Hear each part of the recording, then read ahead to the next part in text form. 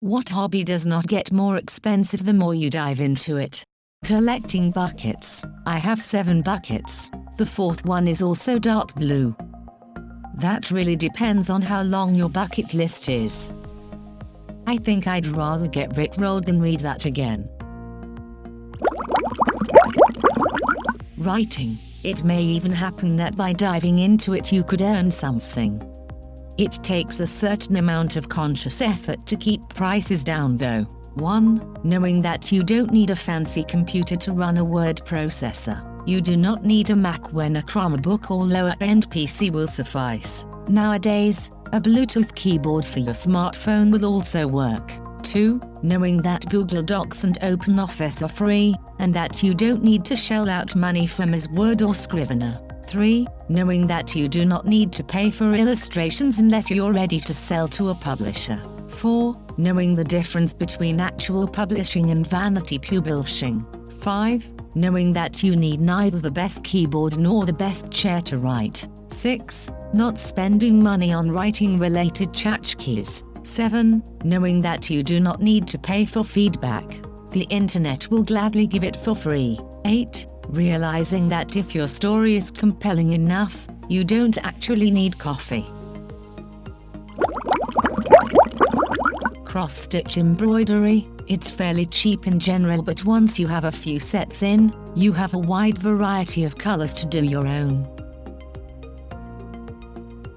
If you think you've got the passion, then embroider, fix and fashion, for there's really nothing finer than a needlepoint designer. Take a moment, take a minute, take a spool of thread and spin it. Take a work of art to relish, make a pattern to embellish. See, I say it in confession that it's simply my obsession, for there's something pretty bitchin' about an afternoon of stitching. Oddly enough, lace making. Depending on the style of lace you're doing, the initial cost of tools can be fairly steep, or super cheap. Some styles require a needle, just a needle, but once you've got the equipment, you're only ever required to buy thread and maybe pins or paper. Okay, pattern books, but if you're even a little bit creative, you've got that covered. Source, used to make lace. Over the course of 15 years, I spent maybe $200. Not $200 a year, $200 spread over 15 years. And most of that was because I wanted specialty threads, like hand-spun linen, etc. Programming. You already have a computer, tablet, 3DS etc, and if you need a dedicated device, a Raspberry Pi 4 is $100. Most tools are free. Open source tools are free forever. Internet is full of tutorials and examples. YouTube has a lot of courses in any field you like. I started a podcast as a hobby with 2 friends that moved to different countries in 2018, and we are still going strong. We talk about different topics every couple of weeks and it's very fun. The only expense we have is the host website, but we only pay because we have uploaded many episodes and needed more cloud space, but it's still very cheap in comparison to other hobbies. Weightlifting. Average person would even save a ton of money by fixing their diet as a side effect. Bought my own home gym 10 years ago, paid $2,000 used. Had a few upgrades, so $2,500 altogether. I have almost all the equipment needed, minus a leg press station. Over 10 years my gym would have cost me $20 a month. A membership here runs about $80. I'm super strong and relatively healthy. I should jump on my elliptical more. For the first 5 years I also ate super healthy and lost a ton of weight. Eating healthy stopped me from eating out and also made my groceries inexpensive. I've been a little more lax now, tougher with wife and kids around. Still have the gym though and still like lifting weights. Who knows how many years I've extended my life, which I guess will cost me money though. Fuck, edit, I definitely wrote that out wrong. I meant my gym cost me $20 a month over the 10 years. Gyms here start around $80 a month, plus gas and time and all the workouts I would miss. Gardening. If anything, it becomes virtually free after a few harvests because you can take the seeds out of the vegetables you just picked and replant them, plus you already have free compost from the remaining plant matter peels, etc. you picked. If you play your cards right, while there is an initial investment, it'll pay for itself in the end. Lol, nope, you get addicted to buying new plants. Edit, wow, thanks for the silver and other awards.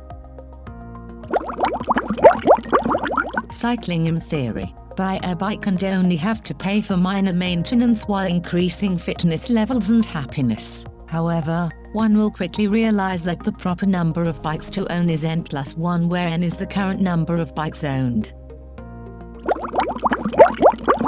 Hiking. I love getting lost in outdoor spaces. It inspires my creative work and is generally free.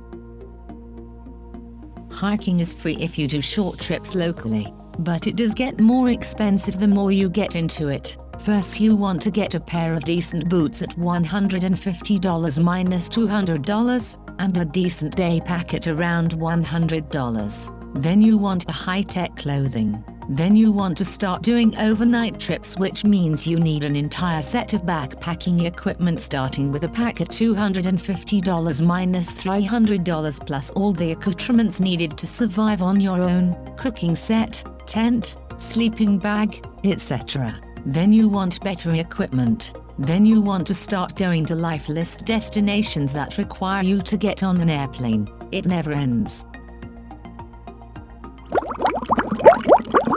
Exercising, running. You only need to buy a good pair of shoes and some workout clothes and you'll be set for a while. Edit, okay, my bad. Exercising is expensive. Sorry. Then you have a goal and sign up for a race. Then it's a race a month, so you buy shoes for the road, shoes for the trail, shoes for race day. Then you need to carry water and nutrition, so you need a good pack. And then it's more clothing for the 5 runs per week, and then winter gear, and rain gear, and heaven forbid you start fast packing and start buying lightweight tents and other camping gear for your 2-day runs. I think I'm addicted.